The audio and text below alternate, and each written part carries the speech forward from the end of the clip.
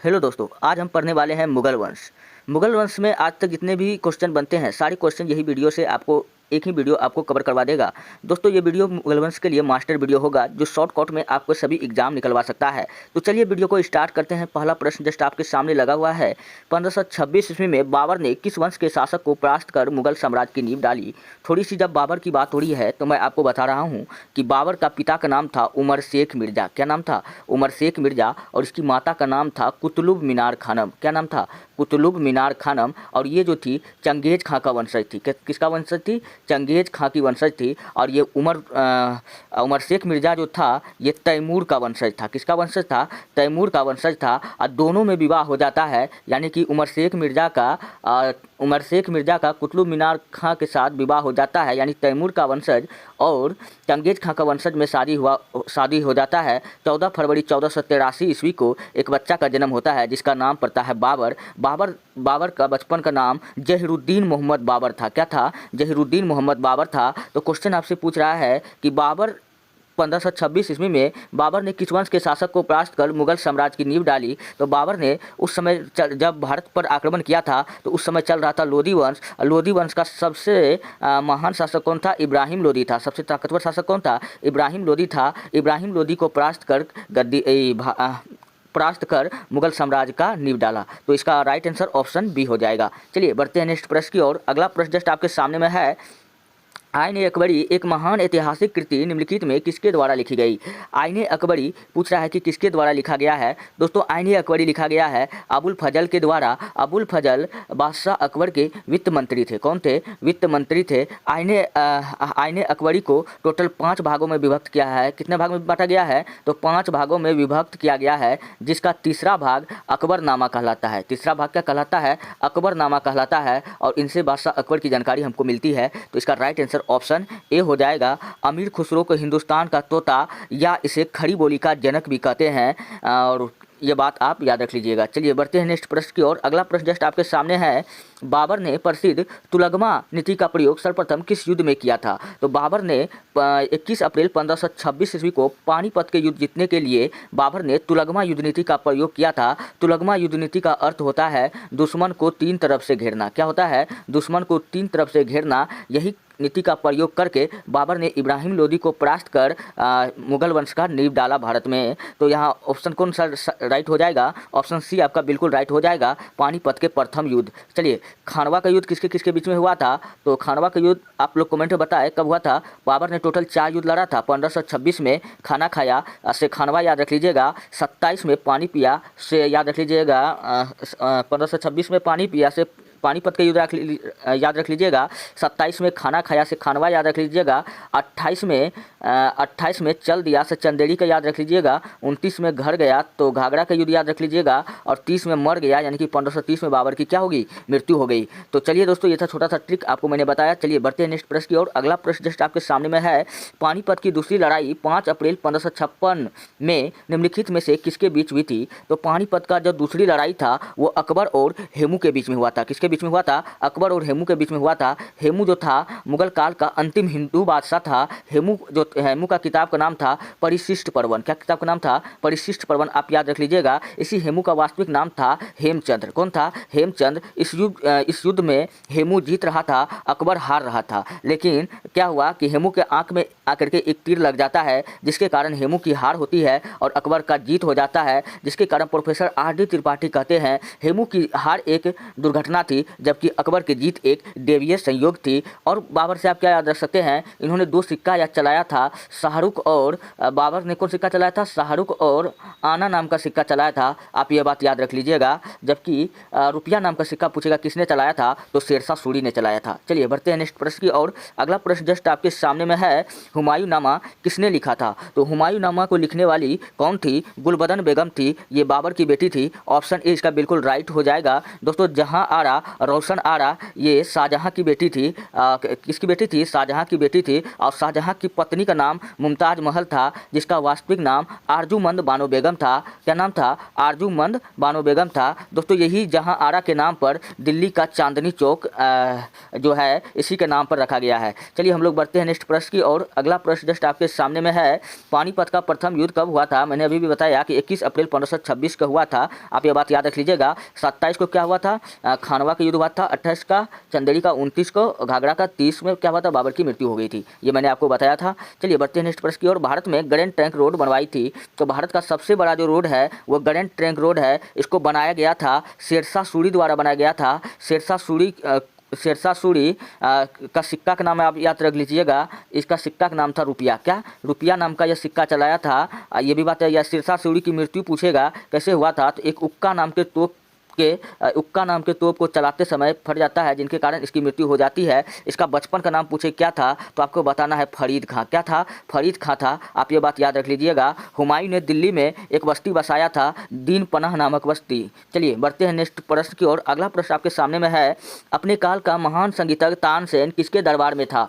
तानसेन किसके दरबार में रहता था? दोस्तों तानसेन जो था ये अकबर के नवरत्न में शामिल था। तो अकबर के टोटल 9 नवरत्न था। एक ट्रिक होता है, टोडरमल बिरबल, मान सिंह भगवान, अबुल फजल फैजी, तान नवाब सबजान। तो इसमें टोडरमल से टोडरमल, बिरबल, मान सिंह भगवान दास सब आ जाता है। टोटल न हो इसका नवरत्न का नाम एक के में आ जाता है, इसलिए आप ये ट्रिक याद रख लीजिएगा। दोस्तों तानसेन का जन्म मध्य प्रदेश के ग्वालियर में हुआ था और तानसेन को हम लोग कंठाभरण विलास के नाम से हम लोग जानते हैं। आप ये भी बात याद रख लीजिएगा। ये किसके दरबार में था? तो ये अकबर के दरबार में था। बहादुर शाह सेकेंड मुगल वंश का अंतिम शासक था। अकबर का बचपन का नाम जलालुद्दीन मोहम्मद अकबर था। आप ये बात याद रख लीजिएगा। चलिए बढ़ते हैं नेक्स्ट प्रश्न की ओर। अगला प्रश्न है, दीन ए इलाही नामक नया धर्म किसके द्वारा शुरू किया गया था? दोस्तों मुगल काल का एक अंतिम बादशाह अकबर था, जो क्या था? बिल्कुल अनपढ़ था। इसको पढ़ाई लिखाई में मन नहीं लगता था, इसलिए इन्होंने सभी धर्म को, जब इन्होंने मुस्लिम धर्म को पूरे तरीक़ा से जान गया तो सभी धर्म को जानने के लिए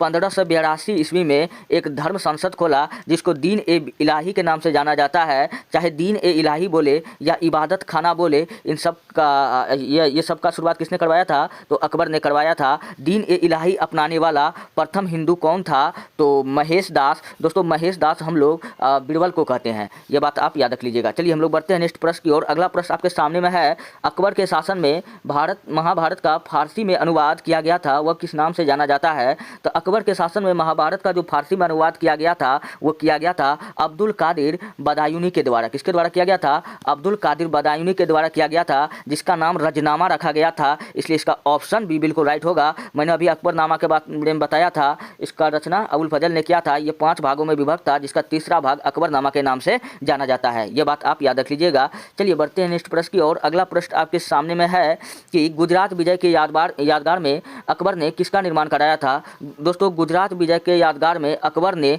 54 मीटर का बुलंद दरवाजा का निर्माण करवाया था। बुलंद दरवाजा पूछेगा कहाँ है, तो आपको बताना है ये फतेहपुर सीकरी में है। अकबर ने अपनी राजधानी इसी फतेहपुर सीकरी परिवर्तित किया था। तो आपके हिसाब से ऑप्शन नंबर क्या सही होने वाला है? ऑप्शन नंबर बी बिल्कुल राइट होगा। बड़ा इमामबाड़ा कहाँ है? ये लखनऊ में है। बड़ा इमामबाड़ा बोले या छोटी इमामबाड़ा बोले तो ये सब कहाँ है? लखनऊ में है। जामा मस्जिद कहाँ है? दिल्ली में है। चलिए बढ़ते हैं नेक्स्ट प्रश्न की ओर। अगला प्रश्न आपके सामने में है, मुगल प्रशासन व्यवस्था में मनसबदारी प्रणाली को किसने प्रारंभ किया था? तो मुगल प्रशासन व्यवस्था में जो मनसबदारी व्यवस्था का जो आरंभ किया था बादशाह अकबर ने किया था। किसने किया था? अकबर ने किया था। अकबर का सबसे प्रिय नहीं, अकबर के दरबार में क्या रहता था? नवरत्न रहता था। ये बात मैंने आपको बताया। तो चलिए हम लोग बढ़ते हैं नेक्स्ट प्रश्न की ओर। अगला प्रश्न की ओर हम लोग बढ़ते हैं, मनसबदारी बोले चलिए आगे बताएंगे, आगे क्वेश्चन आएगा, इसलिए ज़्यादा डिस्कशन नहीं करेंगे। निम्नलिखित में से कौन सा अंतिम मुगल सम्राट था? तो दोस्तों अंतिम जो मुगल सम्राट था वो था बहादुर शाह द्वितीय, जिसको बहादुर शाह सेकेंड भी कहते हैं।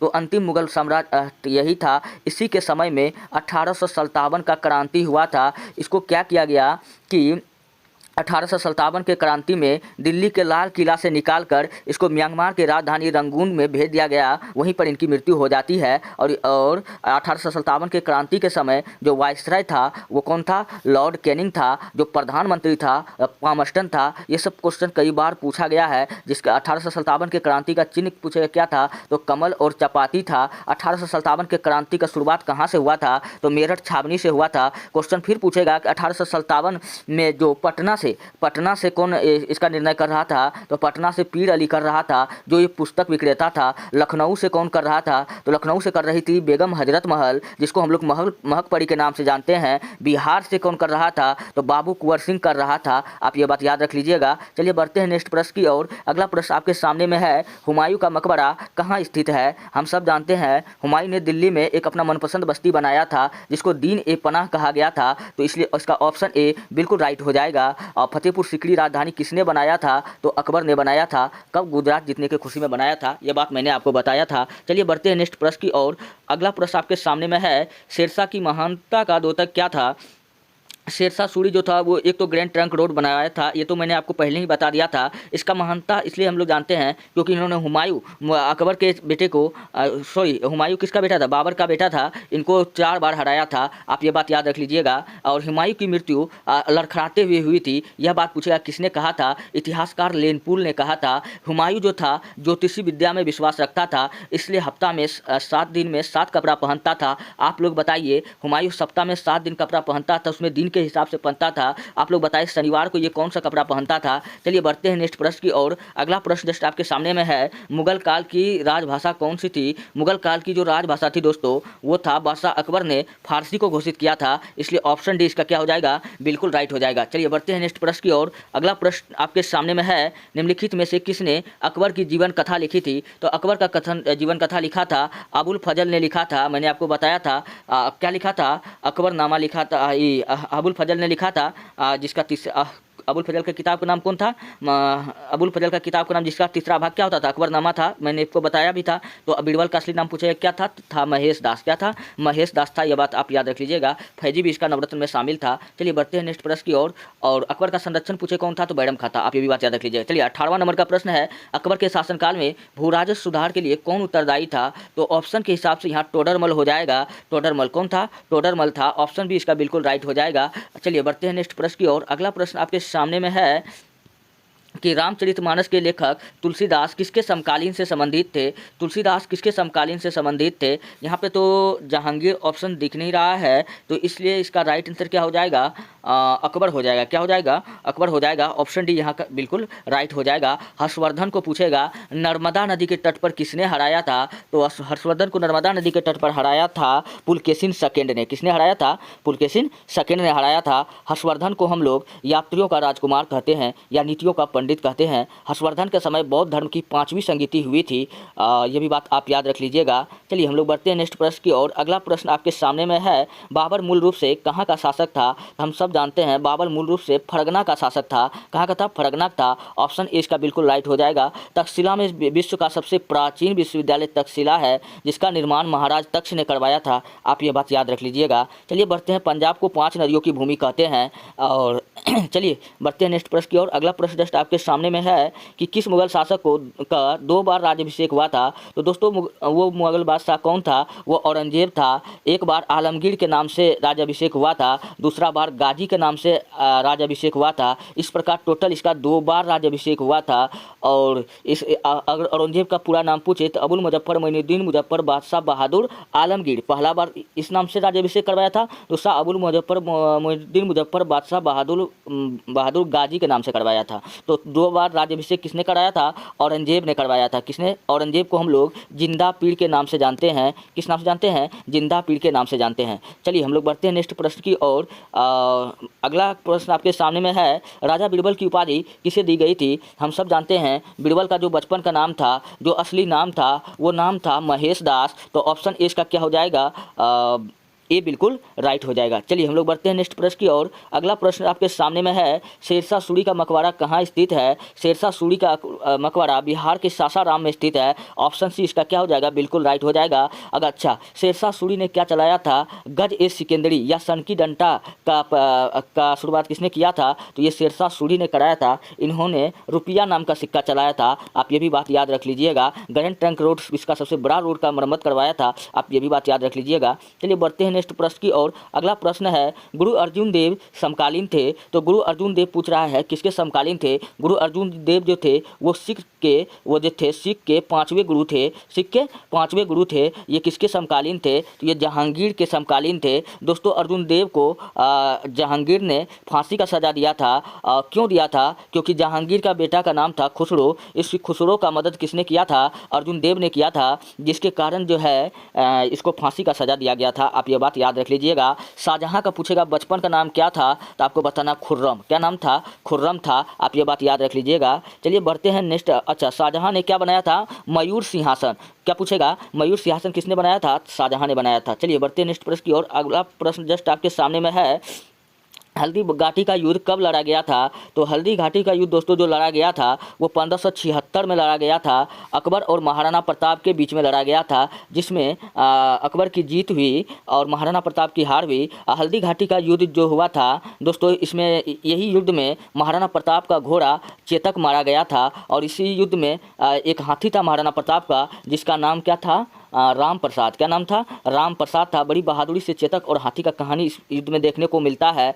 कहा जाता है कि चेतक जो था 12 फीट के नाले को क्रॉस कर गया था, एक छलांग लगा करके पार कर गया था, जिसके कारण वो महाराणा प्रताप का जान बचाया था। आप ये बात याद रख सकते हैं। चलिए बढ़ते हैं नेक्स्ट प्रश्न की और। अगला प्रश्न आपके सामने में है, किस मुगल शासक को आलमगीर कहा जाता था। मैंने अभी भी बताया था कि आलमगीर का 2 बार राज्याभिषेक हुआ था। वो कौन था, औरंगजेब था। औरंगजेब का मकबरा पूछेगा कहाँ है, तो औरंगजेब का मकबरा है महाराष्ट्र के खुलदाबाद में है। कहाँ है, महाराष्ट्र के खुलदाबाद में है। इसको एक सूफी संत के बगल में क्या किया गया है, दफनाया गया है। आप ये बात याद रख लीजिएगा। चलिए, और महाराष्ट्र के औरंगाबाद में ही क्या है, बीबी का मकबरा है, जिसको दुनिया का दूसरा ताज कहते हैं, या ताजमहल का गंदी नकल कहते हैं, या दक्षिण भारत का ताजमहल कहते हैं। ये सब बात आप याद रख लीजिएगा। चलिए बढ़ते हैं नेक्स्ट प्रश्न की ओर। अगला प्रश्न आपके सामने में है, अगला प्रश्न आपके सामने में है दोस्तों। अगला प्रश्न है 26 हो गया दोस्तों। ये रहा टोटल प्रश्न। उम्मीद करते हैं कि आपको वीडियो अच्छा लगा होगा। अगर वीडियो आपको अच्छा लगा है तो आप हमारे चैनल को सब्सक्राइब कीजिए और वीडियो को लाइक कीजिए।